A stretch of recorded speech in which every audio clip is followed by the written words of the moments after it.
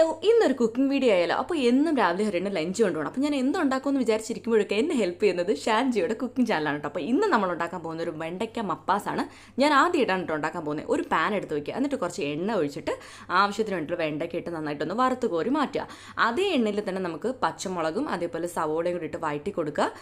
അതിൻ്റെ ഉപ്പൊക്കെ ചേർത്ത് നിങ്ങളുടെ ആവശ്യത്തിന് ഉപ്പൊക്കെ ചേർത്ത് ജിഞ്ചർ ഗാർലിക് പേസ്റ്റും കൂടി ഇട്ട് നന്നായിട്ട് മിക്സ് ചെയ്ത് കൊടുക്കുക. അതൊന്ന് വാടി വരുമ്പോഴത്തേക്കും നമുക്ക് കുറച്ച് തക്കാളി ചേർത്ത് കൊടുക്കുക. അപ്പോൾ നിങ്ങളുടെ ആവശ്യാനുസരണം എടുക്കാം കേട്ടോ. പിന്നെ ഉപ്പ് ഞാൻ നോക്കിയിട്ട് കുറച്ച് ഉപ്പും കൂടെ ചേർത്ത് കൊടുത്തു. ഇനി മസാല ചേർക്കണം. പിന്നെ മഞ്ഞൾപ്പൊടി, മുളക് പൊടി, മല്ലിപ്പൊടി, ആവശ്യത്തിന് കുറച്ച് മസാലയും കൂടി ചേർത്ത് നന്നായിട്ട് മിക്സ് ചെയ്തിട്ട് നമ്മുടെ മാറ്റി വെച്ച വെണ്ടയ്ക്കും കൂടിയിട്ട് മിക്സ് ചെയ്ത് കൊടുക്കുക. അതിനുശേഷം നമുക്ക് വേണ്ട തേങ്ങാപ്പാലാണ്. അപ്പോൾ രണ്ടാം പാൽ ചേർത്ത് കൊടുക്കുക.